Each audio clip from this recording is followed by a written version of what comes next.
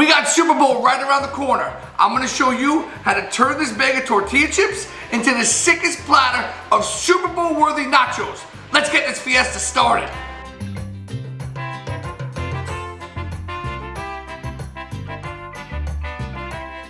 First, decide what kind of protein you're going with. Of course, you can go vegetarian or chicken, beef, chorizo. I'm gonna do some ground beef and chorizo, 2 for the price of 1.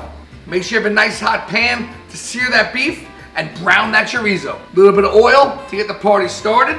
First, let's get that chorizo going.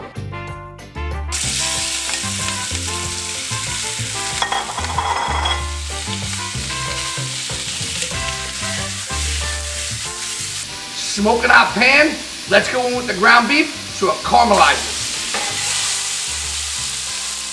Once you got that beef in the pan, just break it up a little bit to help it caramelize.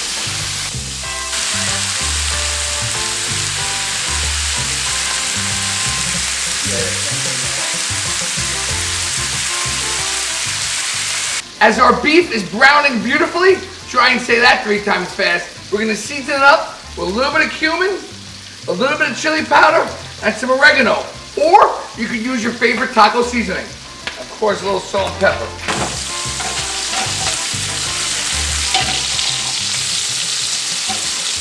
See that right there? You see that right there?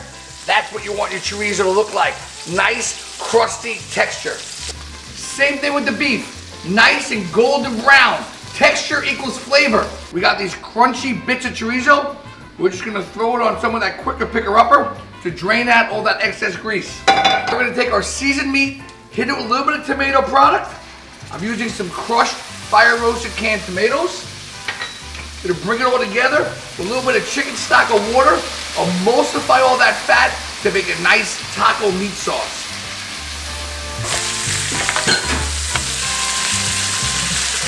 Now we're gonna hit a little bit of chicken stock or water just to bring that sauce together. Our taco meat is ready to hit our nachos. Now it's time to make our cheese sauce, because you can't have nachos without a creamy, velvety cheese sauce. The base of our cheese sauce is our roux, equal parts butter to equal parts flour. The roux keeps our cheese sauce together and stops it from breaking. Over a low heat, combine the flour and butter together so it becomes a light brown. Time to heat up our milk. 4 cups whole milk, bring to a boil. The more you cook a roux, the darker it gets and the nuttier it gets. We're just looking for a nice blonde roux for our cheese sauce. You go down to New Orleans, you get a nice dark roux for that gumbo. Bring that milk to a boil, but don't let it overflow, because it will. Very important, you want to add your hot roux to your hot milk in a nice, slow, steady stream. You're going to see the milk is going to thicken up immediately. Our milk is nice and thick. We have our bechamel sauce, which is our base for folding in all that cheese so it comes out nice and thick and creamy. We got cheddar, Monterey Jack, American, and pepper jack all in this beautiful creamy cheese sauce. Now I'm going to show you how to make a pico de gallo, a fresh salsa. For the tomato, we only want the outside petals of a plum tomato. We don't want the seeds, no moisture. I'm going to do that into a nice fine dice. Let's dice up that red onion. Nice and small, same size as the tomatoes. There wouldn't be a pico de gallo without a little bit of spice. Some diced jalapeno pepper. Just the outside, we don't want to use the seeds. Add a little chopped fresh cilantro. And lots of fresh lime juice. We're going to season our pico de gallo with some kosher salt and black pepper. Now we're going to mix it all together. Now we're going to make a quick guacamole, because you can't have nachos without a big dollop of guacamole on top. Let's go. We're going to take 1 avocado. We're going to slice it right through to the pit. Roll our knife around, just like so. We're going to bust out that pit, just with your knife. Turn it, get rid of that seed. Look how beautiful that avocado is. we're just gonna score the avocado with our knife. So it's already nice and chunky when we pop it out. We're gonna scoop out that avocado, just like so. It's already diced, you're ahead of the game. One more time, scoop out all that flesh. Quickest way to make guacamole, a pinch of salt, a little lime juice, and then just take a spoonful of that pico de gallo and fold it right in. You wanna mash it up until some of that avocado gets nice and creamy and binds it all together, but you still have some nice pieces of avocado. Last thing we need before we assemble our nachos is some lime crema. We're gonna take some sour cream, lime zest, little lime juice.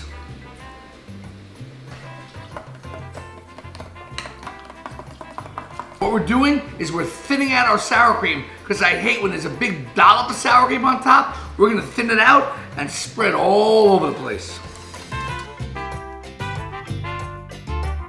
Are you ready? Yes, I'm ready. Time to build this beautiful platter of nachos. Start with big tortilla chips, then your velvety cheese sauce.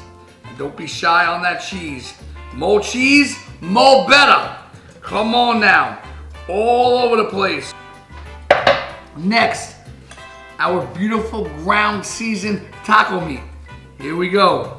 Scatter that all over the top, just like so. That taco seasoning just melting into that glorious cheese. We got our taco meat melting into our cheese. Now we're gonna take some of these crunchy chorizo bites, scatter them all over the top. Next, a little green tomatillo salsa. You can make it yourself. I like Siete brand. Find your favorite. Little red enchilada sauce. We got a lot of flavor going into these nachos. Hit it with the lime crema. Cool and refreshing.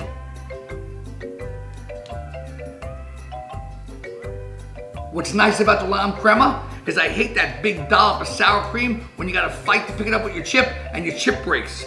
This, every bite the same.